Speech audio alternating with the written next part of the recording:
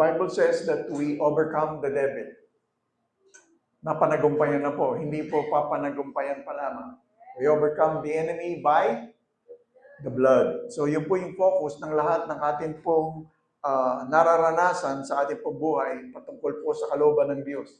Na tayo po ay nanagumpay na, hindi sa ating pong pag-uugali, hindi sa ating pong mga karanasan, kundi sa dugo ng Panginoong Jesucristo. We overcome the devil by the blood of the Lamb and by the word of our testimony. Kasi napakalaga rin po ng mga patotoo dahil ito po ay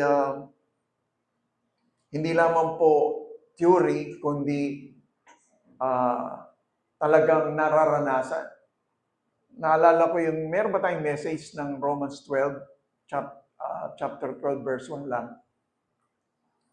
Kaya napakahalaga rin ng mga patotoo, amen, ng bawat isa, kung may mga pagkakataon, kaya napakahalaga rin ng fellowship for one another, na makita po natin na normal po ang ating pong nararanasan, na kung mayroong mga bagay na gustong-gusto tayo at hindi pa nangyayari sa ating gustong kapanahunan, ay ma-encourage po tayo ng mga nakaranas na rin po ng katotohanan ng salita ng Diyos. Ang salita ng Diyos ay hindi nagbabago noon, ngayon at magpakailanman. So Romans chapter 12, verse 1, sa Message Translation, ang sabi dyan ay, so here's what I want you to do. God helping you. Okay? Meron na ba? Yeah. Ito ang nais ng Diyos natin pong gawin. At ang tumutulong po sa atin ay ang ating Panginoon. Okay? So, ang Panginoon ay ang salita ng Diyos. So, ang scripture ang tutulong po sa atin. Now, ang scripture na ito ay dalhin po natin sa pang-araw-araw. So, hindi lang pag Sunday or Wednesday, excited po tayo sa mga natatanggap nating kabutihan ng Diyos, kundi ito po ay araw-araw. Take your everyday, ordinary life. Ano ba yung ordinary life? Namamalengke, sa umaga, di ba? Ating ginagawa sa bawat araw-araw na routine. Everyday life Sa mga estudyante, nag-aaral, prepara, uuwi, pagod na, gawa ng assignment. Everyday life. Ordinary life, you're sleeping, eating, going to work, and walking around life. And then what? And place it before God as an offering. So yung pong sinasabi po rito ay hindi po ritual na gawain para ang Diyos ay gumawa po sa atin. Amen. Ang pag-offer dito ay pag-submit, pag-surrender ng ating araw-araw na ginagawa. Pag-aaral sa eskwela, paghahanda sa buong maghapon, paglalaba, pamamalansya, o pagbabudget and all. Everyday life. Na nakikipag-ugnay po tayo sa ating Panginoon, kinakausap po natin siya, Lord, alam na to, bayaran na naman, paano po ang aking gagawain? Isa po itong paglalatag. Ang nasabi po roon, hallelujah, sabi rin, place it before God as an offering. Amen.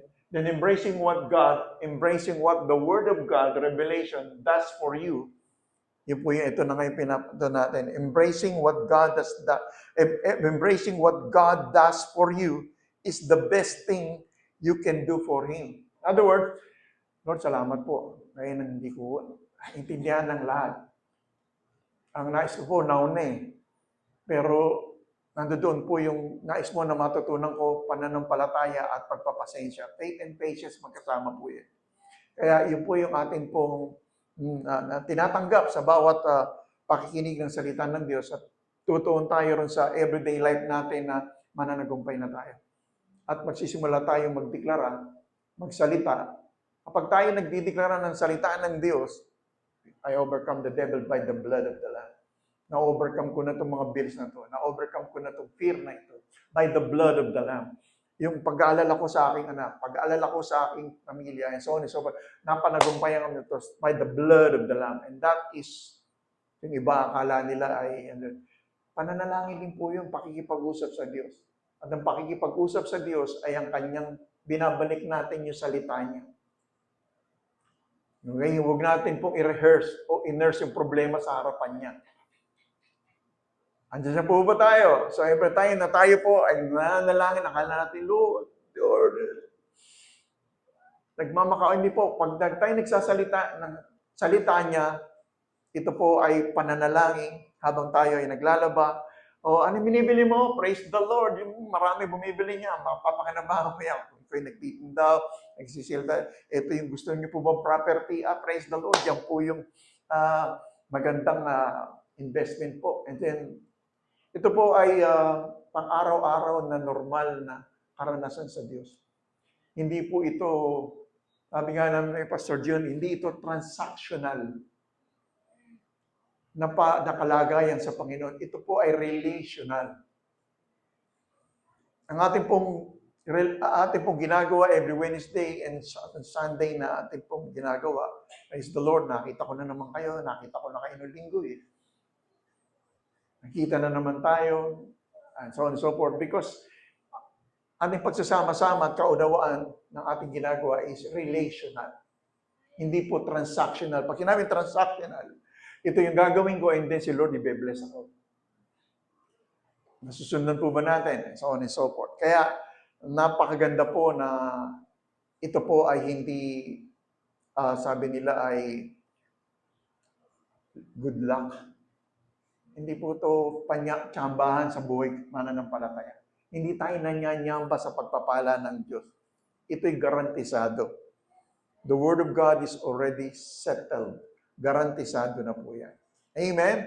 So, praise the Lord na tayo po ay nasa pang-5 na bahagi na po ng pag-aaral natin sa saan po? Aklat ng Efeso.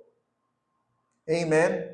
So, yung pong ating pong natutunan ay napakahalaga sa kabuuan po ng aklat na ito na isinulat po ni Apostol Pablo bilang a Jewish Pharisee at siya po ay na-convert sa Christianity. So siya mismo ay nakaranas po ng conversion na tinatawag po natin ngayon na born again experience. Amen. Kagaya po ng mga na-share kanina doon po na mga Pariseo na at mga tao na nagtatanong tungkol dun sa nakakita na nga eh. Hindi sila magalak kapagkat meron pong, ginawa ang Panginoong Jesucristo doon po sa bulag na yon. O sino ba yan? Tinatanong, sino yan? Sabi nga ng lalaki, di ba sa binasa natin kanina, hindi ko alam kung siya ay sinner or, di ba? Mabuti, sinner ba siya? O saint ba siya? O ano siya? Hindi. Basta ang alam ko, bulag ako noon, pero ngayon nakakakita na ako. So, yun po yung kahalagahan ng kung saan hindi po, gumawa na nga ng himala ang Panginoon, pero nireject ng mga relihiyoso ng mga tao. Nandoon po ang kanilang pananaw na kung saan ay sino makagagawa niya na ano. So, importante, mayroon na tayong bagong pagkatao dahil po sa tinapos ng Panginoong Jesucristo. Amen?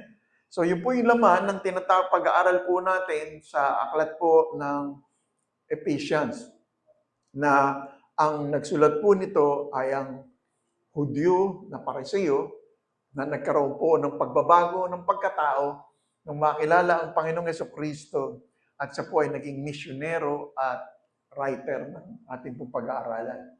Pinag-aaralan aklat ng Efeso. Okay, so sino po ba ang kausap diyan sa pag-aaral natin? Dahil konting lang po sa pagbalik-aral. Siya po ang sumulat po ng aklat ng Efeso, si Paul, sa isang major city. Kasi po yung Ephesians ay isang lungsod na sa Asia Minor na sa panahon natin ngayon tinatawag na Turkey sa Asia Minor. Ito po ang church sa Ephesus na pinakasentro po ng Kristyanismo ng first century. Malaki pong lugar ito. Amen? So nakita natin sa pag-aaral natin sa ang purpose and layunin ng Book of Ephesians is yung encourage unity ay sinulat ni Paul na napakahalaga sa mga mananampalataya. Okay? So nakita po, tinuro po dito ang patungkol po sa kahalagahan ng identity po natin sa tinapos ng Panginoong Jesucristo. Okay, at ang purpose ng church. So yun po yung ating napag-aralan. At makita natin, pinaliwanag din po rito, hallelujah, yung kalikasan po ng tinatawag na iglesia. In-describe po ni Apostol Pablo sa ating pag-aaral na ang church po is the body of Christ. So ang bawat isa sa atin, ang tinawag po na church. So the church is not a building, but the church are believers of the Lord Jesus Christ. Ayon po sa ating pong napag-aralan sa Epeso. At binibigyan ng emphasis po ni Apostol Pablo rito ang relationship between believers and Christ. Kaya pagpunta natin mamaya doon po sa relationship and responsibility ng between husband and wife patungkol sa pamilya ay nakatuon na po tayo. Hindi po doon sa do's and don'ts at mga gagawin bilang maging mainam na asawang lalaki at asawang babae, mainam na anak sa kanilang magulang, magulang sa kanilang mga anak, kundi nakatuon po tayo doon po sa pagmamahal ng Ama. Okay? Ang focus po natin ay doon po sa pagkakaisa na ating pinaniniwalaan sa tinapos ng Panginoong Jesucristo. The relationship between believers at Christ. And then, nakita rin po natin sa pag-aaral yung provision ng sinasabing spiritual guidance. Sa book of Ephesians ay pinaliwanag ni Apostol Pablo ang tinatawag po na pamumuhay na karapat-dapat sa tinawag ng Diyos. So nakita natin na ang lahat, ang bawat isa ay tinawag ng Diyos at binigyan ng kaloob. Lahat. Wala ni isa po dito na walang kaloob ng Diyos. Lahat po tayo ay meron pong gift na ibinigay sa Kanya. At kailangan lang po itong ma-develop. At makita po natin na ang kahalagaan ng tinig na yan. Kanina nag-sharean kami ni Brother natin na kung saan tinig ng Diyos kasi Espiritu yan eh. Espiritu yung Scripture eh. Okay? Meron tayong sariling Espiritu at meron ding demonyo na Espiritu. Kaya kung hindi tayo magkakaroon ng pagiging bihasa sa mga tinig na yan, akala natin ang tinig na yon na minsan naiisip natin ay sa Diyos. Yung pala ay sa kaaway. At minsan naman pala ay emosyon lang natin. Espiritu pala natin. Na kung saan tayo ay magkakaroon ng tinatawag na madidisip po tayo. Kaya ito po ang sinasabi ni Apostol Pablo na study. Sabihin mo na study. To show, study to, to show yourself. Unang-una, tayo po muna ang makikinabang dito. Rightly dividing the word of truth. So, rightly dividing the word of truth ay nakita po natin yung patungkol sa lumang kalagayan, lumang testamento, at ang buhay ng isang mananampalataya sa tinatawag po natin na bagong tipan o New Testament. So yun po yung kailangang magkaroon ng kaliwanagan sa atin po, sa ating pong pagpapatuloy ng pakikinig ng salita ng Diyos. Kasi may panawagan ng bawat isa.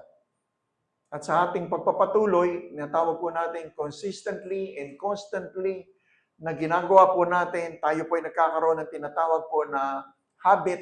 At yung habit na yan ay nagiging karakter na po natin, nagiging bahagi na natin. Amen? Na kung saan parang may kulang pagka meron tayong didesisyon na ganito. Lagi tayong dumudulog kay Lord. Naging habit na po natin na kung merong mga didesisyon, major o minor decision, lagi tayong nakatuon sa Kanya. You always go back to the Word. Hindi tayo nagdidesisyon ayon sa atin pong, ano lang yan, willpower lang yan. Tapang lang ng loob yan. Makukuha ko rin ito. Dahil, alam mo na, dati ko nang pinagdaan at nakita ko sa buhay ng iba eh.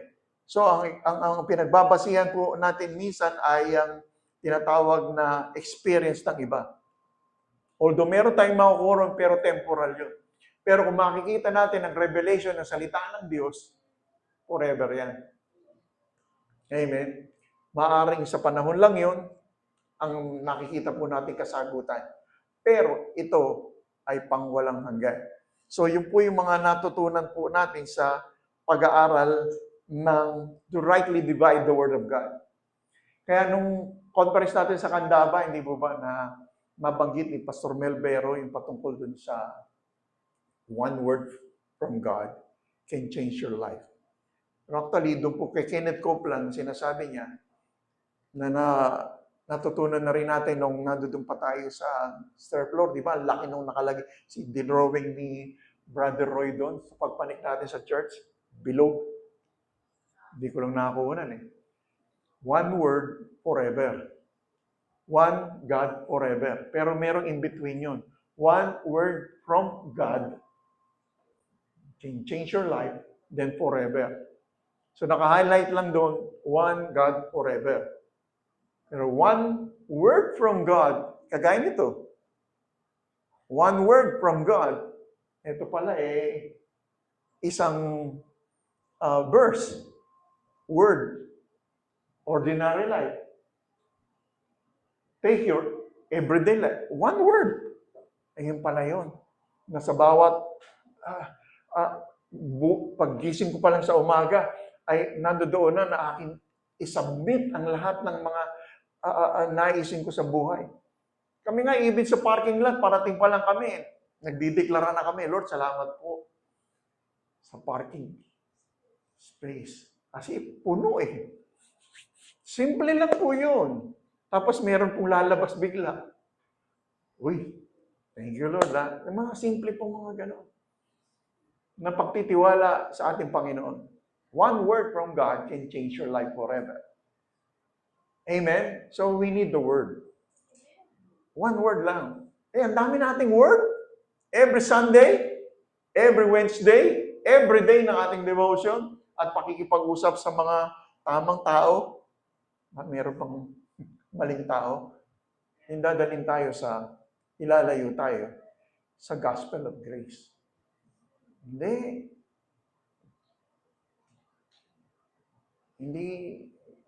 marami silang biyaya, dadaling kanya sa kasalanan pag maabuso lang, so on and so. But anyways, hindi na tayo padadaya po sa ganun pong kalagayan.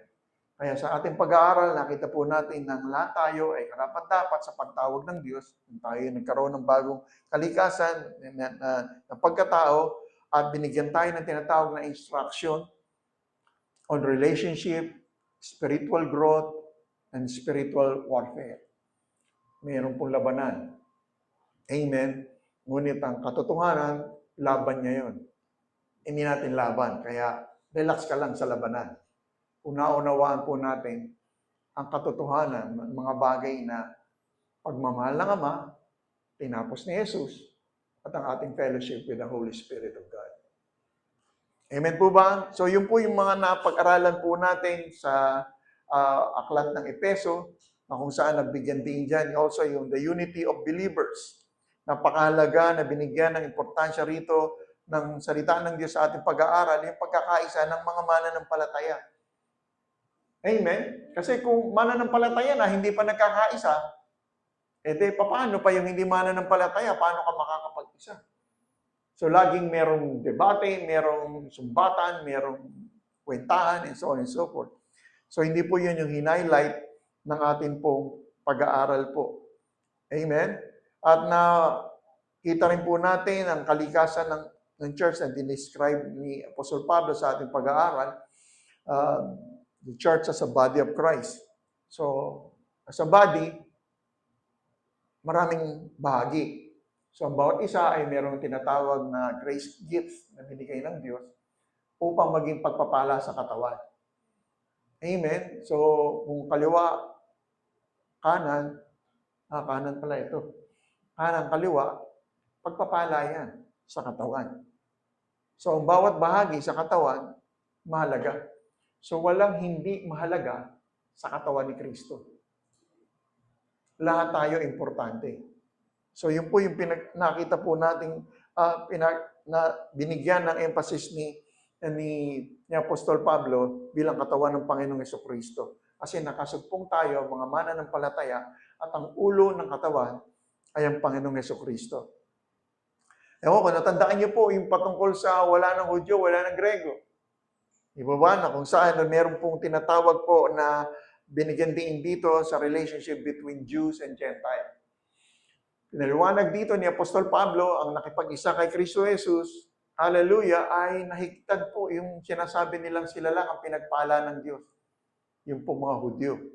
At nakita po natin ang grasya ng Diyos na tinanggap nating mga hintil, ay naranasan din natin ang covenant at pagpapala ng Diyos sa mga Hudyo na hindi naman kumilala sa Panginoong Jesucristo. So in other words, yung Hudyo at saka itong hintil, parehong kailangan ng Savior. Amen? So hindi pwede natin sabihin na pinagpala sila ng Diyos sa mga bagay na may inam sa mundong ibabaw, tapos yung mga hintil, nakaranas din naman ng pagpapala sa mga material na bagay kasi yun ang kalikasan ng Ama eh. Giver siya. Kaya yung natutunan natin, di ba, na sa conference na na mananampalataya at hindi mananampalataya ay nakakaranas ng pagpapala ng Diyos. Baka nahihitan pa ng hindi mananampalataya kung patungkol po sa tinatawag po na material o pansamantala na pagpapala na nakikita ng tao. Kaya makita natin dito, yung pong gospel of grace ay sobrang buti ng Diyos. Na siyang magdadala sa tinatawag na pagsisisi at pagtanggap sa kabutihan ng Diyos. The goodness of the Lord leads the people to change their mind at tanggapin, kilalanin ng Panginoong Jesucristo. So yun po yung grasya. Amen, the gospel of grace. Kanina, yung pinag-usapan namin ni Ray kanina, patungkol sa binibigay po ng mga churches na mensahe na kung saan kung hindi ka makakatanggap sa Panginoong Jesucristo, impyerno ka. May katotohanan, pero kung ang mensahe ay puro kasalanan, impyerno, at hindi ang kabutihan at grasya ng Diyos, tatanggap yan maniniwala naman yan Pero ang motivation ng mindset niya is takot. Hindi ang buti ng Diyos. Kaya kung takot ang motivation, tatrabahuhin niya yun para mapanatili at hindi siya mapunta ng impyerno. At walang makagagawa na sa sarili niyang kalakasan. Kaya yung gospel of grace ay dadalhin po tayo sa katotohanan po na siya ang dahilan ng lahat. Kaligtasan, kapatawaran, amen, kasaganaan, kagalingan, kalusugan, lahat yun kay Lord. Amen, kaya nga grasya yun, unmerited. Hindi pwedeng bayaran, hindi pwedeng tapatan. Amen, ng ating gawa. So, yun po yung natutunan po natin. Nagkaroon tayo ng tinatawag po na ministry. Bawat isa, yung ministry of reconciliation. Maibalik at maihatid. Hallelujah, ang mensahe na ito, natin na rin naranasan. Hindi tayo mag-struggle kasi naranasan natin ang kabutihan ng Diyos. Amen po ba? Yun lang naman ang i-share natin kung anong naranasan natin. Amen? Kaya yung pong kalagayan nung sa Bible ng parable of the sower, diba, merong stony ground, merong thorny ground, at merong pong apat na klase ng ngayon, and then merong good ground, di po ba? Hindi ibig sabihin po ikategorya ang ating pong buhay na kaya ganyan yan kasi mabato. Matigas ang puso. Matigas ang puso. Pagkatapos ay mabato. Pagkatapos matinik. At choke ang salita ng Diyos. And then, merong good ground. So, hindi po yan pagpapakita na mag-uusga tayo sa bawat isa ayon sa kanyang kalagayan sa buhay kasi matigas pa yung batong pusong bato. Hindi naman nakikinig yan Hanggang dito lang yan. Tapos, hindi tayo walang pagbabago sa buhay. So, hindi tayo pwedeng mag-usga ron. Kasi ganun din tayo noon, matigas. Patungo doon sa nakaranas ng mabato at na-choke din. Amen. Matinik, mga pinagdaanan. Pero, hindi tayo habang panahon nandoon sa tatlong klase na yun, kundi darating tayong lahat doon sa tinatawag ng magiging mabuting nagpapatuloy kasi. So, hindi natin inuusgahan ng isang kapatid o sino man.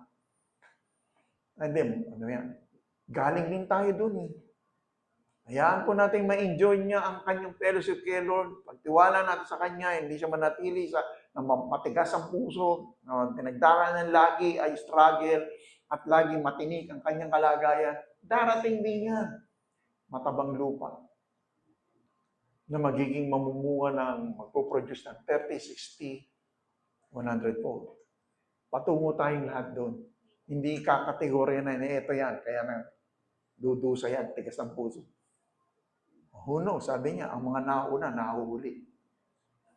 At yung mga nahuhuli, nahuuna. Just enjoy our journey. Amen po ba? Hallelujah. So, yun po yung mga natutunan po natin sa aklat po ng Epeso. At pupunta na tayo doon sa Ephesians chapter 5 na ating pag-aaralan. Ito yung pagtungkol sa pagpapasakop. Amen.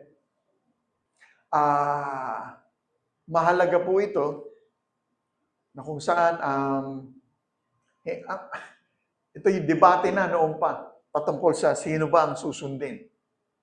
Kaya yung natutunan namin kila Pastora Citas, submission and authority works among equals.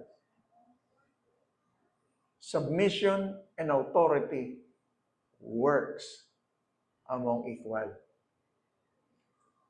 So ano pong sinasabi po rito? Tayo po na nakipag-isa kay Kristo Jesus, asawang lalaki, asawang babae, nauunawaan natin ang kalagayan po natin na binago na ng Panginoon. So hindi po yung submission kasi ako, lalaki, sumunod ka sa akin. Pasakot ka sa akin. Sabi ng Bible, submit. So, yun po yung titignan po natin na sinasabi ng salita ng Diyos.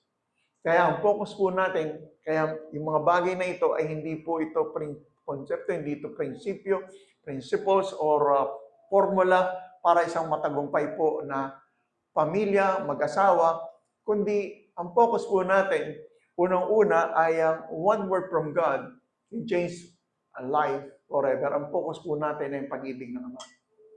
Wala nang iba pong pundasyon ng anumang resulta ng ating pong nakikita. Lagi po ang finished work. Kung titingnan po natin at babasahin ng Bible, tingnan po natin sa paningin ng tinapos ni Panginoong Jesucristo. Hindi ito yung gagawin ko para ako'y maayos na asawang lalaki, asawang babae, o mabuting anak, mabuting magulang sa mga anak. Kundi, nandoon tayo sa focus natin.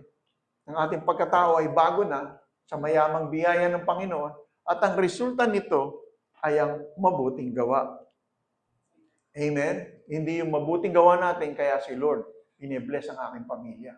We are already blessed. Amen? Kaya yung dadaanan natin dito, hallelujah, na patungkol sa Ephesians chapter 5, ay hindi po ito sarili nating prinsipyo o pamamaraan or steps para maging mainam na asawang lalaki o asawang babae. Nasusundan po ba natin? Kasi nandoon na ang pagkilos ng Lord. Natandaan niyo po rin sa kandaba na one word from God can change your life forever. Yung binigay niyang scripture, yung widow. Ang katapatan ng Diyos, doon po sa lingkod niya, amen, na kakulangan at pangangailangan, yun yung nagrarasyon, uwak. Ang nagrarasyon na uwak, ang hinahatid niya yung pinanggigigilan pa niya na ibibigay doon sa man of God. Ano yung bibigay niya? Burger, meat. Araw-araw, paggising ni Elijah, meron ng pagkain. Sino nagatid? Uwak. Nakita niyo po ba ang kahalagahan ng pananaw na ito? Na kahit sino ay pwedeng gamitin ng Panginoon utusan upang ang provision ay makarating sa atin. Huwag nating pagdududahan ang kanya pong kabutihan. Kaya nga pinag-usapan namin ni Heart Faith ng isang araw ba yun? Ba't ka pa magpe-pray tapos hindi naman pala mangyayari? Medyo, po yung pag-uusap namin, papaano yung namatay, kasi alam natin, langit na siya. Pero yung nagpe-pray ng protection, tapos ganito yung mararanasan. Parang walang proteksyon na natanggap kay Lord. Ba't nagpe-pray tayo, di ba? So sabi ko, na kung saan, basahan mo yung Bible.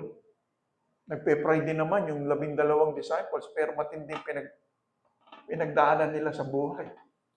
Nagpe-pray din naman si Apostol Pablo, pero siya ay inatay. Lahat ng disipulo, mula kay Pedro, lahat ng disciples. Matitindi po ang pinagdaanan nila. So hindi po doon sa buhay dito, o hindi po na ang Diyos ay hindi pinakinggan ng panalangin. Kasi malinaw po ang sabi ng Bible na even before you finish sa iyong pananalangin, the word was already given. God sent His word, di ba ba? At yun po ang kasagutan. Ang kaaway ay para magbigay ng pagdududa sa atin na hindi totoo ang Diyos sa kanyang pangako. Yun lang naman ang motibo niya. Alisin tayo sa paningin ng kabutihan ng Ama. Ma-focus tayo doon po sa mga sitwasyon na yun na nakaranas ng mga tinatawag po na hindi magandang pangyayari sa buhay, pero sila ay mga mananampalataya. Mag-focus tayo sa kabutihan ng Diyos, and then, amen, huwag natin pagdudaan, siya po ay totoo sa kanyang pangako. Kagaya ng pangako noon na hindi pababayaan ng propeta ng Diyos na ito. Uwak ang nagdala. Tapos yung iniinom niya na brooks at sa may roon ay natuyo. Ala ko ba, Lord? So, tapos ka na dyan. Alis ka na dyan sa brook. Dahil may kinausap na ako na balo, na widow. See? So, ano yung kalagayan ng widow? Maganda ba? Hindi ba na kasama siya ron sa lugar ng famine na ang kanilang kakaining mag-ina, pagkatapos noon ay mamamatay na sila? Katulad ng mga nandoon pong mga balo. Hindi naman isa lang ang balo doon eh. Ngunit, anong sabi ng Bible? Adya, may kinausap na ako. So sa ating pong sitwasyon, one word from God, may kinausap na siya. Amen? Meron na siyang kinausap. Na kung saan magbibigay sa atin ng tinatawag po na assurance, hope, or katugunan sa ating pong gustong maranasan. Amen? So, yun po yung focus po natin. Kaya, nangyari ba yung word na yon? Pareho doon po sa widow at saka kay Elijah. So, pareho sila nakarinig. Amen? Pagkatapos nga, ginagawa, bigyan mo nga ako ng pagkain, ipagluto. Sabi ng babae, di ba? Ng widow. Alam ba, yung hinihiling mo, pagkain namin, pagkatapos namin, mamamatay na kami. Ngunit dahil nga meron siyang narinig, kay Lord, one word from God can change unang-una ang kanyang buhay at sa iyong pagsunod, may apektado. Sa pagsuway, may tatamaan. Merong maapektuhan. Amen? Saan niyo gusto? Sa pagsuway o sa pagsunod na? Dahil may maapektuhan din, di ba? So, ano nangyari? One word doon po sa balo na yon ay naranasan niya na hindi lang siya napagpala. Sa lahat po ng mga balo na nakapunod doon, na maaaring nangamatay na rin, pero siya, ang kanyang anak, at ang kanyang pamilyang maaari, mga kamag-anakan, ay nakaranas po ng tinatawag na pagpapala ng Diyos. Amen po ba? So makikita po natin sa istorya na ito, ang Diyos po ay totoo sa kanya pong pangako. Amen? So yun po yung atin pong panghahawakan. Hindi po yung gusto natin nauna. Meron po na higit na nakakaalam na nangyari. Kung yung prayer ko noon na nauna, hindi ko mararanasan na mapunta rito sa Angeles. Hindi ko mararanasan ang isang pamilya na ibinigay ng Diyos para sa akin. Amen? Pero masigit ang kanya pong kaalaman. At kung mayroong pagtitiwala sa salita niya at pangako, mararanasan natin ang lahat ng ito. Amen? So, submission. Hindi lamang po ito sa gusto nating maranasan sa ating pamilya, kundi unang-una, we submit to God. Amen? Na born again tayo, pasakop tayo sa Kanya, and then unti-unti, ang instruction, ang guidance, hindi naman agad na ating kaisipan. Ang pandinig, di ba? Agad-agad ba na natuto tayo ng abakada?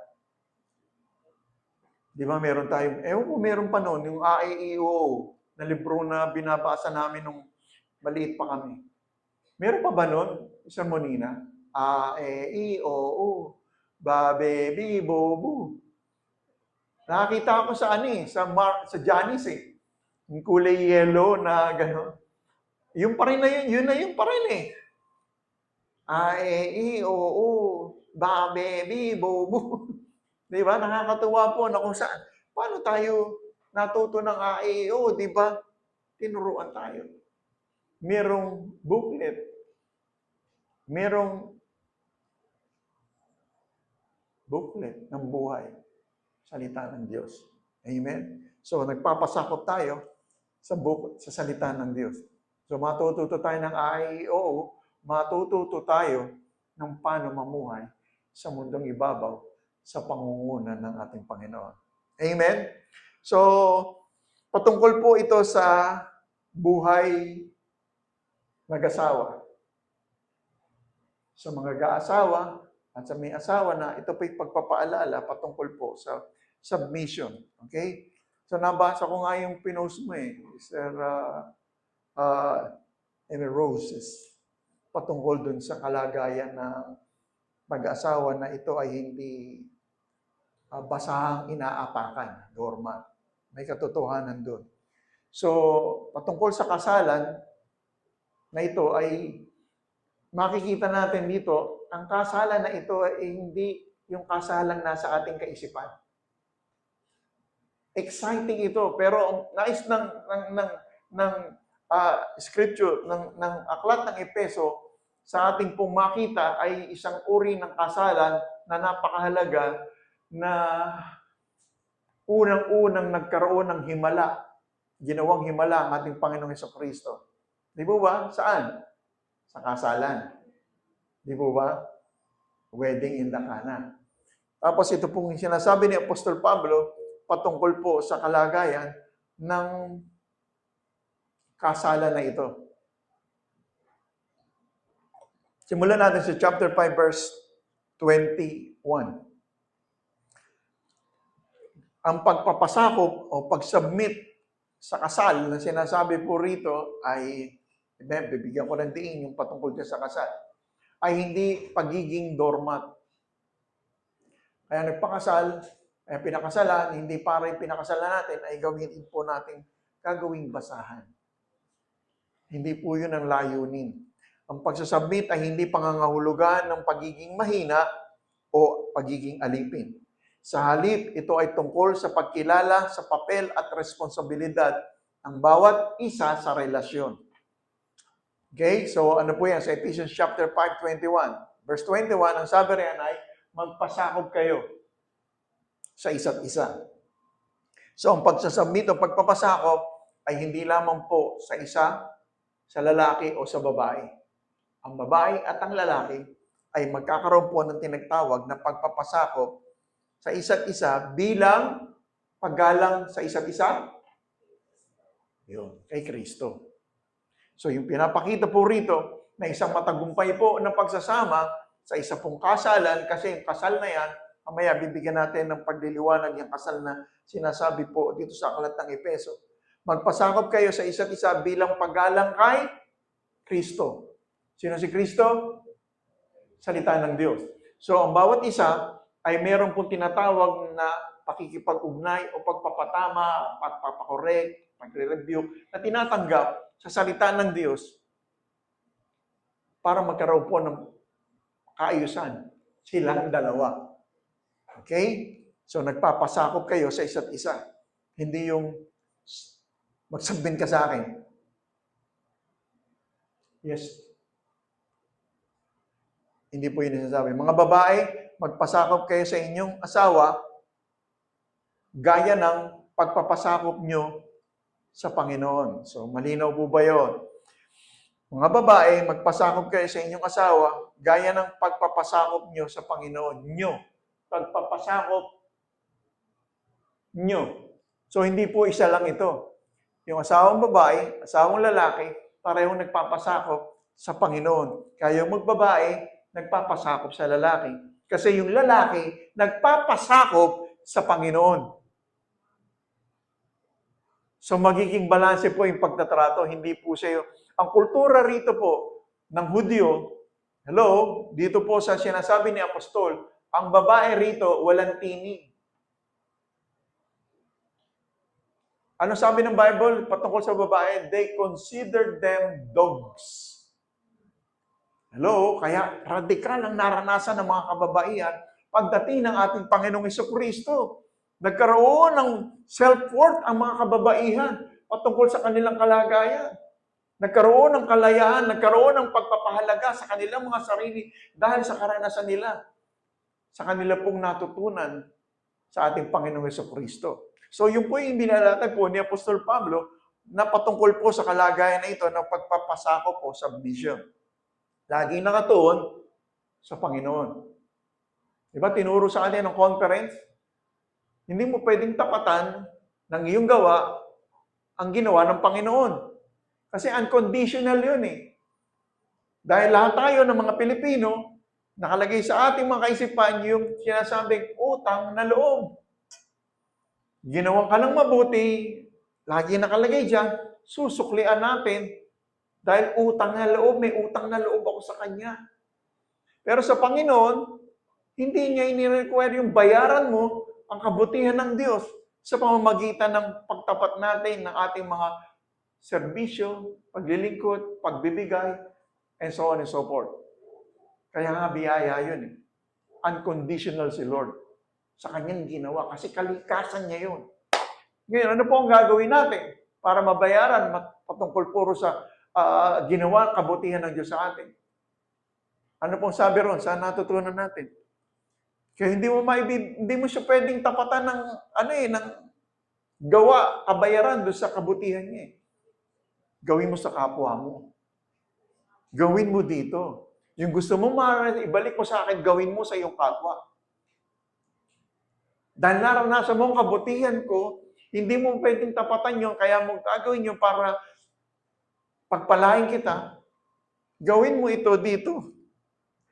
Sa iyong kapwa. At yung ginawa mo sa kanya, ginawa mo sa akin.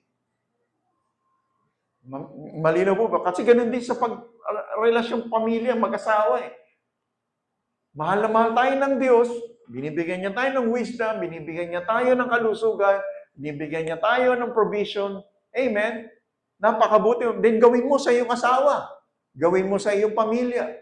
Gawin mo sa iyong kapwa. Yung naranasan sa amin. Diba? Andiyan po ba tayo?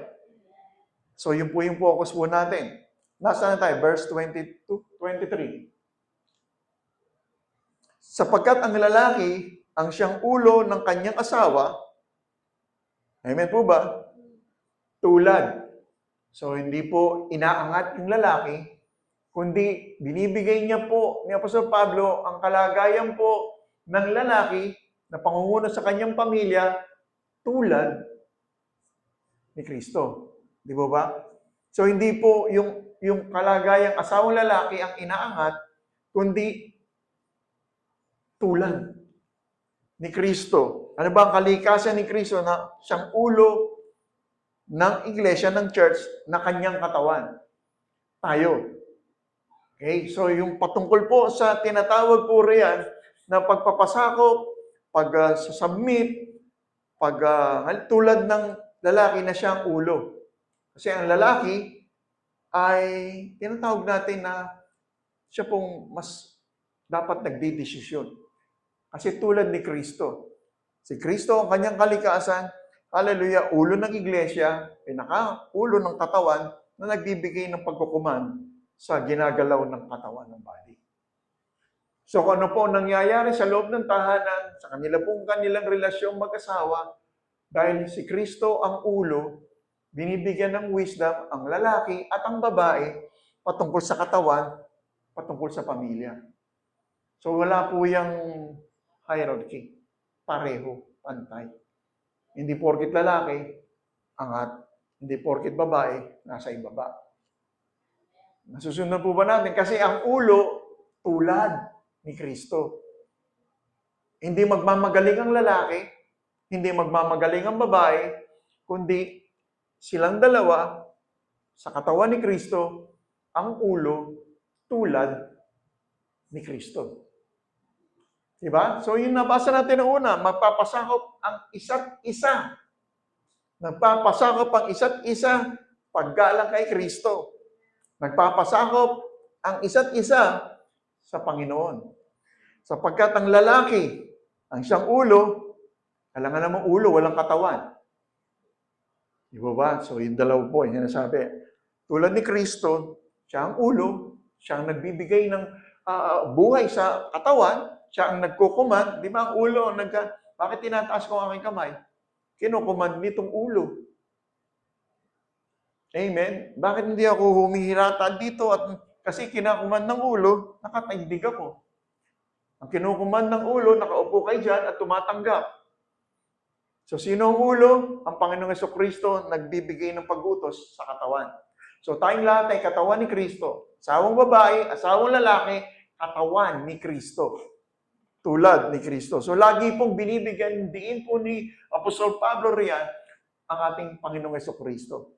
Ulo ng iglesia, ng kanyang katawan, at siyang tagapagligtas ng pamilya ng relasyong mag-asawa.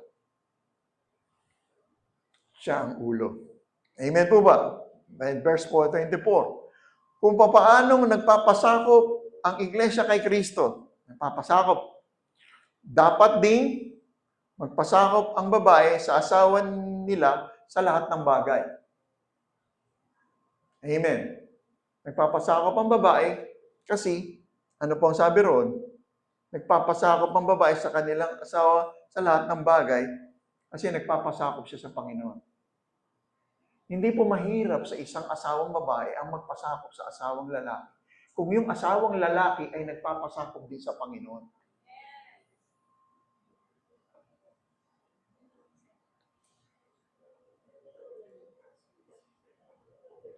Kayo, mga binata, naliligaw kayo eh. Kayo naman babae, mga dalaga, nagpapaligaw naman kayo. Kung saan pupunta ang lahat ng yan, pupunta rin doon. Kaya ngayon pala, pundasyonan nyo na ng tama. Amen? Kasi kung tama ang yung pinaniniwalaan, walang bida rito, kundi si Jesus lang ang bida sa buhay natin, sa pamilya. Amen? Mga lalaki, ayan naman, verse 25. Dahil nagpapasakop ang mga babae sa asawa nila dahil po nagpapasakop sa Panginoong Jesucristo, mga lalaki, mahalin. Mahalin ninyo ang inyong asawa. Di ba? So, anong resulta, mga babae, asawang babae nagpapasakop sa asawang lalaki? Mamahalin kayo. Kasi pag hindi nagpapasakop, bakbakan yan. Amen? Kaya nagkakaroon ng bakbakan, hindi nagpapasakop ang lalaki sa Panginoon, hindi nagpapasakop ang babae sa Panginoon, gera yan. Sumbatan yan. Kwentahan yan. Dahil ang issue rito, parehong nagpapasakop sa Panginoon, mamahalin. Lalaki, mamahalin ninyo ang inyong asawa. Nasarap yun. I love you. I love you. I love you. I love you. I love you. Na kahit kahit corny. Kahit ganun man lang, oh. Diba? Kasi action speaks louder than word. Huwag niyo na magpilitin na hindi kayo ganoon. Tapos dahil parang ginagawa ng iba, that's a real talk. Hindi ko po binibigyan ng bulaklak si Mamida, si Pastore. Pero mahal ko yan. Hindi dahil binigyan mo ng bulaklak. Yung iba nagbigay ng bulaklak, may kasama namang bubuyog. Na mag-atuloy, diba? Binigyan mong bulaklak, tapos hindi mo na makikita. Hindi po doon sa panlabas. Pero kung giver ka ng bulaklak, hindi paganda. Diba? Uy, naku. Thank you. Hanggang sa manguluntoy na siya roon, hindi aalisin yun doon. Tapos ilalagay pa, iipit pa sa libro. Dahil babalikan yun. Binigay niya sa akin. Ganun eh. But ang issue rito po ay, nagpapasakop po ba tayo sa Panginoon? Dahil ang resulta ng pagpapasakop ng babae, pagpasakop ng lalaki, mamahalin ka ng lalaki. Lalaki, mahalin nyo ang inyong. Hindi yung hindi nyo. Inyo. Sawa. Okay? Tulad, ayun na naman, binalik doon. Tulad ng pagmamahal ni Kristo sa kanyang church. Lagi pong dadalhin doon. Hindi mo magagawa mahalin ang iyong asawang lalaki at asawang babae kung hindi na naman doon sa tulad ng pagmamahal. Kaya kung di natin naunawaan ang pagmamahal ni Kristo sa unang-una sa ating mga lalaki, unang-una sa ating pong mga babae, magkukwentahan na hanapin mo. Maghahanapan kayo. Diba, natandaan nyo, pag sinasabi ko na nagpapakasal sa akin, sinasabi nila, gusto nila makumpleto sila sa buhay nila, ay, pasensya na po kayo, hindi ko kayo pwedeng ikasal. Kasi ito pala ako kumpleto sa buhay mo. Ikaw naman, babae, kukumpletuhin mo yung buhay niya. Eh, hindi naman mangyayari yun. Dahil hindi nyo makukumpleto ang isa't isa kung hindi ka kumpleto kay Kristo. Ay, yun pala yun. See? So, hindi natin makukumpleto ang ating sarili. Kaya binabalik tayo tulad ng pagmamahal ni Kristo sa kanyang iglesia. Sa kanyang church. Sino yung iglesia? Tayo. Mahal na mahal tayo ng Panginoon. Amen? Hallelujah. So, ihahandog niya ang kanyang sarili para sa iglesia. Inihandog niya ang kanyang sarili. Sino ang Panginoong Jesucristo? Ibinigay niya ang kanyang buhay para sa atin. Verse 26. Ang resulta ay upang maging banal ito, matapos linisin sa pamamagitan ng bautismo sa tubig at salita ng Diyos. So, yun po yung nagpapalinis po ng tinatawag na relasyon, dalisay. Pagtingin mo sa iyong asawang babae, asawang lalaki, ay doon po sa tinatawag na ano yung bautismo sa tubig. Paglarawan na tayo, patay na sa dati natin pagkatao, naranas na natin buhay na bago. Amen. At ang salita. Word of God. So yun po yung sinasabi po na mamubuhay po tayo ng magiging banal. Dalisay po ang ating pong pananaw sa ating pong asawang babae at asawang lalaki. Amen. 27. Ginawa niya ito para maiharap niya sa kanyang sarili. Sino po yun, iglesia? Ginawa ito ng ating Panginoong Jesucristo para maiharap sa kanyang sarili ang iglesia na maluwalhati. Ikaw yun at ako. Maluwalhati, banal, walang kapintasan, at walang anumang bahid o dungis. Yung ba ang magiging paningin natin sa ating asawa? Tulad ng Panginoong Jesucristo na pagtingin sa atin. Anong pagtingin niya sa iyo, kapatid? Naluwalhati, banal, walang kapintasan at walang anumang bahid o dungis. Kaya kahit walang paritats-retats dyan, wala kang dungis sa harapan ng Panginoon. Verse 28, kaya dapat mahalin ng lalaki ang asawa niya tulad ng pagmamahal niya sa kanyang sarili. So, paano tayo minahal ng Diyos? Kasi mahal niya ang kanyang sarili. Mahal niya ang kanyang sarili. Ang pagmamahal ng Ama sa atin ay ang katulad ng pagmamahal niya sa kanyang anak. Amen? Sapagkat ang nagmamahal sa kanyang asawa ay nagmamahal sa kanyang sarili. So, mamaya, babalikan natin yan dahil po, hindi tayo nakapokus dito sa gawaan natin. Kaya nagagawa natin magmahal at mahalin natin ang ating sarili. Pag nakapokus po tayo sa kaunawaan ng pagmamahal niya sa atin, ito yung magiging pananaw natin sa ating buhay. Magkakaroon tayo ng pagrespeto sa ating sarili bilang banal. Ano pang sabi ng salita dyan? Walang kapintasan. Ano yung walang kapintasan?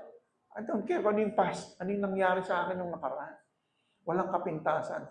Ang demonyo lang ang naghahanap ng pangit, ng kapintasan sa harapan ng Diyos. Bakit po? Yung nakikita niya sa iyo ay ang kanyang sarili. Paano pipintasan ang kanyang sarili? Paano pipintasan ng iyong asawa Paano pipintasan natin ng lalaki, ang babae, isa yun. Si Kristo yun. So, kung huhusgahan mo, pipintasan mo ang iyong partner sa buhay, pinintasan mo siya. Hindi pwede, di ba? Kaya nga mawawala yung focus sa sarili lamang. Kaya kung yung sinasabi po ng Epeso na ito ay patungkol sa ating Panginoong Hesus, patungkol sa relasyon, patungkol sa ugnayan natin sa Panginoong Hesukristo, our union with Christ. Amen? Union sa body of Christ. Union sa tinatawag po na kaunawaan ng tinapos na ni Jesus sa ating pong buhay, maintindihan po natin yung union between husband and wife. Hindi pansarili. Mawawala yung makasariling pananaw. Puro kabig. Puro kabig. Lalaya po tayo ron. Amen? Kaya ang sabi po riyan, hallelujah, verse, ano ba yung binasa natin? 28. Sapagkat nagmamahal sa kanyang asawa ay nagmamahal din sa kanyang sarili. In other words, kung magmamalupitan mo ang isa, palupitan mo rin ang iyong sarili. Next verse. So, walang taong masusuklam sa kanyang sariling katawan. So, hindi masusuklam ang Panginoon sa atin sapagkat tinanggap na, it is no longer you that live. Si Jesus na ang Hindi niya pwede kasuklaman ang kanyang sarili. Hindi tayo pwede kasuklaman ng Ama sapagkat ang nakikita sa atin, hindi na tayo, hindi na si Ruel, kundi ang kanyang anak. Narepo ba tayo? Kaya pa ba natin? So, walang taong masusuklam sa kanyang sarili. Sa halip, anong ginagawa sa katawan? Pinapakain niya ito at inaalagaan. Hello? So, ang nagpapakain at nag-aalaga sa kanyang katawan, sa body, ay ang Panginoon. Hello? So, napakahalaga na makita po natin ang katotohanan na ito. Amen? Bakit? Ganito rin kasi ginagawa ni Kristo sa atin dahil bahagi tayo ng kanyang katawan na tinatawag na church, iglesia. So, anong ginagawa niya? Pinapakain niya ang katawan at inaalagaan. So, kung meron tayong salita ng Diyos, ano ba yung sinasabi natin pagdidisiplina sa atin? So, the word discipline na sinasabi ng Bible, ng salita ng Diyos, hindi po yun negatibo. So, itong salita ng Diyos na naririnig po natin, natanggap natin ay disiplina, paghahanda sa bukas. Training for the future, hindi punishment. Hindi punishment na pupunta ka rito ng ganitong oras samantalang iba nakataas ang paa, nanonood ng TV, telenovela. Nag-i-enjoy at hindi punishment ito na natin tayo pag Sunday at meron tayong mga, no, hindi to, this preparation. Yung para kay Sam, para kay Gia, para sa mga kabataan na ito, na din, yung mga ginagawa ninyong yan, mga kabataan na narito, mga magulang na preparasyon ito sa kinabukasan. Sa mga gawa ka ng kasinungalingan ng demonyo sinas para ang ating pamilya ay hindi magtagumpay. No way, na-train ako dito, tumahimik ka, Satanas. Amen? Mahal ng Diyos ang pamilya. Anong purpose ba't ibinigay ang anak? Anong purpose ng creation? To multiply. Di ba bilis ng Lord si Adan at si Eva para ano? Silang dalawa lang? Anong sabi ng pinagpala ng Diyos para mag-multiply? Mahalaga sa Lord ang pamilya. Amen. So ano man ang nangyari doon po kay Dan kay Eva, ang pagsunod ng Ama sa lahi na kanyang kanaisan. Hallelujah. Ano ba nilikha? Babae at lalaki. Di ba? Anong purpose nun? Procreation. Para dumami ang tao. Just imagine kung si Adan lang at saka si Adan. At saka si Adan, at saka si Adam and Steve. Hindi raw Eve, Adam and Steve. No. Ang purpose nun is procreation. Dahil gusto ng Diyos, pamilya. From generation to generation, ang purpose ng pamilya kasi, gusto niyang pamilya marami kasi meron siyang creation. Bakit niya i-create ang lahat ng yun? Tapos walang tao? Walang pamilya? Kaya lahat na hindi dito sa mundong iba, wala nang kulang. Kumpleto na dahil sa atin, sa mga henerasyon pang darating. Sa lahat ng mga ikakasal pa. Na naunawaan kung ano yung kasalan. Amen? So tuloy natin. Sapagkat sinabi rito, walang tao na nasuklam sa sariling katawan. Hindi pwedeng masuklam sa atin. Kasi katawan niya. Pinapakain niya na yan. Sinabi sa kasulatan, iiwan ng lalaki ang kanyang ama at ina at makikipag-isa sa kanyang asawa at silang dalawa ay magiging isa. So akala natin, yun yung kasalan. Ang sinasabi riyan, na iiwan ng lalaki ang kanyang ama at ina. Wala pa naman biyenan si Adan nun ah. Paano iiwan niya yung tatay niya? So, iiwan ng lalaki ang kanyang ama at ina. Ano yung ama at ina rito? Flesh, nature, human nature. Iiwan niya ang dating niyang pagkatao at makikipag-isa sa kanyang asawa. Sino bang sinasabi ng Bible na napapangasawa ng Panginoon? We are the bride of the Lamb. So yung sinasabi na iiwan ng lalaki, ikaw at ako, ng gender dyan. Babae at lalaki yan.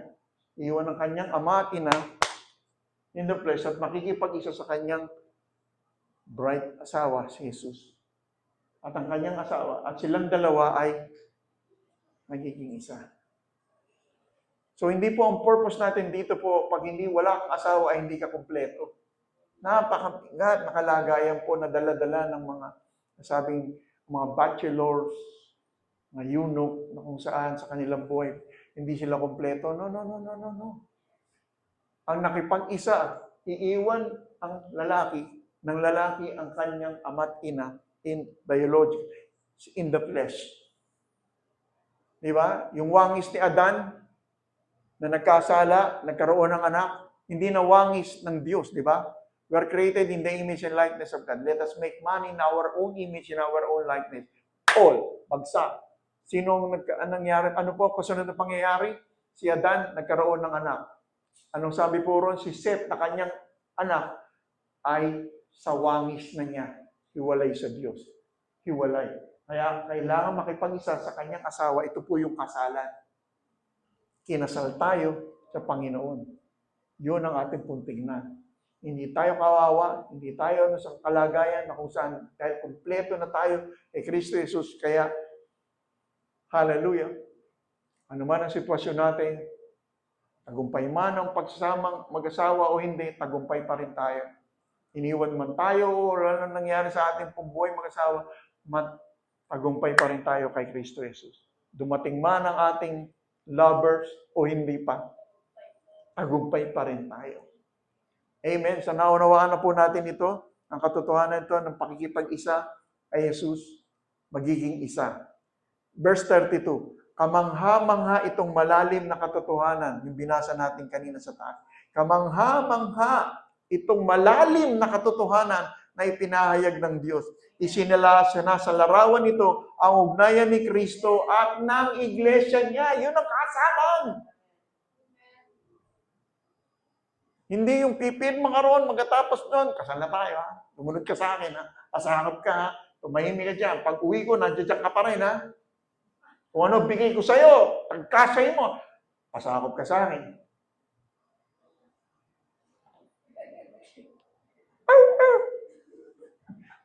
Hindi po ganun ang kasalan. Maling-mali. Ano pa yung sinabi natin kanina? Submission and authority works among equal, pantay. Gusto mo, itrato kang hari, trato mo siyang reyna. Huwag mong itratong katulo. Dahil tuturing kanyang driver. Amen. Ayun, amen. Tuloy po natin. Kamangha-mangha ito. Talaga hindi kayang nito. Kala lang natin ganun yung kasalan. Hindi, pakasal na tayo. Hindi mo na unawahan ang iyong relasyon sa Panginoong Jesucristo. Doon ang trouble sa mga pagsasamang mag-asawa. Pero wala nang condemnation dahil hindi natin alam ito noon. Bato ang ating puso noon. Merong mabatong mama. Kaya maraming kagulong yan. At iba yung mga ilustrasyon na nakita natin. Ibang ehemplo ang nakikita natin. Hindi ang salita ng Diyos. Kaya nagkakaroon ng kabiguan. Hamang-hamang nga ito. Ano pa sabi? Malalim. So, malalim. Ano ba yung malalim? Hindi lahat nakararating doon sa lalim. Doon pa lamang sa kalahati, sumisinghap na. Hindi na narauunawaan. Malalim ang katotohanan na ipinahayag ng Diyos. Isinasalarawan nito, ano yung nito? Yung kasalan na yan, ng pag-iisa na yan. Ang ugnayan ni Kristo at ng iglesia niya. Verse 33. Kaya, mga lalaki, mahalin ninyo ang inyong asawa. Mga babae, mahalin ninyo ang inyong asawa. At pag yun ang ating ginawa, mamahalin natin ang bawat isa. Malalim, ang sabi ron, di ba? Hamang-hamang nga, malalim ang katotohanan na ito. O kayo mga lalaki, kasi yung lalaki binibigyan ng emphasis kasi kultura po nila to eh. Focus sa lalaki. Pero doon po sa tinatawag po natin kaunawaan na equal yan, sinabing lalaki, nantayan sa babae. Sa kultura ng Hudyo, kasi ang nagmamana sa kanila, ang inheritance talaga, lalaki. Hindi nila yung mga babae. But anyways, kayo mga lalaki, mahalin ninyong asawa gaya ng pagmamahal ninyo sa inyong sarili. At kayong mga babae, igalang nyo ang inyong asawa at igagalang at kayo magkakaroon ng pagpapasakop sa inyong mga asawa. Kasi ganun din ang ginagawa ng inyong asawang lalaki na minamahal ang kanyang asawa. Jesus is the bride of the Lamb. Ating lahat. Amen. We are the bride of the Lamb. Hallelujah. Kaya mutual po ang submission. Sa isang Kristiyanong kasal, pareho ang mag-asawa, asawang babae at lalaki na tinatawag na mag-submit sa isa't isa. Natalakay na natin yan. Ang mga babae ay sumusunod sa liderato ng kanyang asawang sa Panginoon. Samantalang ang mga lalaki ay pag-aalay ng kanilang buhay sa ikabubuti ng kanyang asawa. Amen? Isa na lang po yung scripture. Okay pa po ba? 1 Peter 3. And I will end here. Kayo mga babae, pasakop sa, inulit lang ulit, upang kung ang asawa ninyo ay hindi pa naniniwala sa salita ng Diyos, maaaring madala nyo sa Panginoon sa pamamagitan ng mabuti ninyong pag-uugali, kahit na hindi kayo nagsalita. So, hindi nyo ito magagawa kung wala tayong pakikipag-ugnay doon. Kaya kahit hindi ka magsalita, kaya niyang i-convict ng Holy Spirit. Kaya nagiging mabuti naman ang ating pong, ang sabi riyan, mabuti, nadadala sa pamamagitan ng mabuti nating pag-uugali. So, ang pagresulta ng pagkakaroon ng mabuting ugali, ano doon na naman po? Kasi nagpapasakot tayo sa Panginoon, sa salita ng Diyos. Verse 2, sapagkat nakikita nilang may takot kayo sa Diyos at malinis ang pamumuhay ninyo. Sapagkat nakikita nilang iba po yung may takot sa Diyos at saka yung takot sa Diyos. Ulit, iba po yung takot sa Diyos, iba yung may takot sa Diyos. Di ba? Yung mga politiko, nagsasabi yan. May takot po. Takot sa Diyos. Makikita sa paghugat. Verse 3. Kung gusto niyo maging maganda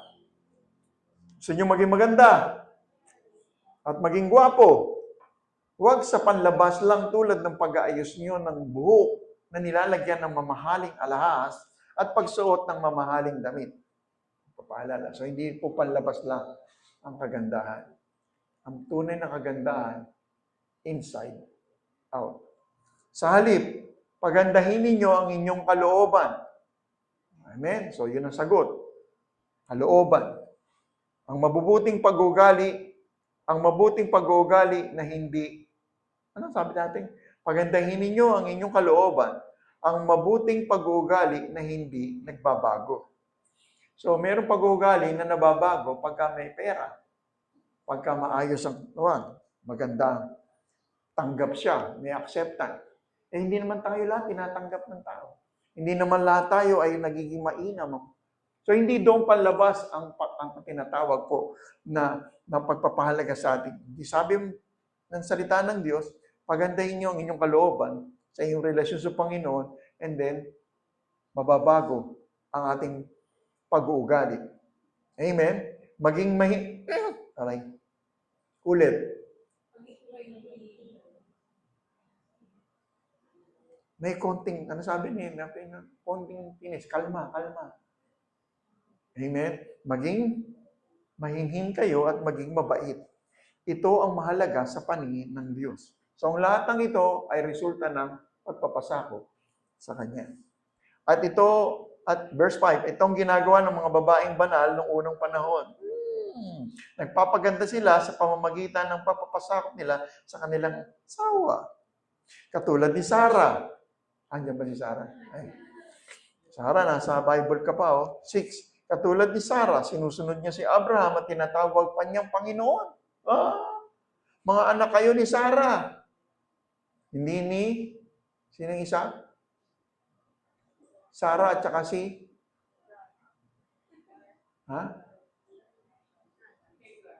Hagar. Si Hagar. Siya yung slave na nagkaroon ng anak, si Abraham dahil tinulungan niya si Lord. So si Hagar, ang naging anak niya, yung pong mga Muslim. Bakbakan niya hanggang ngayon. Hanggang ngayon. Yan po sa Middle East. So si Sarah, yung pinangakuan ng Diyos, yung tinatawag po na ang gagalingan ng Panginoong Jesucristo. Amen? Kaya, saan na tayo? Kaya dapat matuwid ang ginagawa niyo at huwag kayong matakot kanino man. Kayo namang mga lalaki, last verse na to, kayo namang mga lalaki, pakisamahan ninyong mabuti ang inyong asawa. Dahil ito ang nararapat bilang isang Kristiyano. Igalang niyo sila bilang mga babaeng mas mahina kaysa sa inyo. Dahil binibigyan din sila ng Diyos ng buhay na walang hanggang katulad niyo. Ito yung huling sentence. Guhitan ninyo. Kapag ginawa nyo ito, ano yung gagawin natin? Pakikisamaang mabuti. Igagalang. Kapag ginawa nyo ito, sasagutin ng Diyos ang mga panalangin nyo. O bakit hindi nasasagot ang panalangin? Hindi nyo ginagalang. Hindi pinakikisama. So the bottom line, again, is hindi yung ating gagawin. Kaya binanggit natin ito, kundi yung ating pong gagawin sa pagtitiwala, pagmamahal ng Ama, tinapos ni Jesus, ang fellowship with the Holy Spirit, at yung mga binasa natin ito, hindi nyo namamalayan, ginagawa nyo magmahal at igalang ang bawat isa. Katulad ng pagmamahal at paggalang ni Jesus sa atin. Walang struggle dito. Hindi ito trying hard na step 1, 2, 3 para mahalin tayo at maging matagumpay ang pamilya.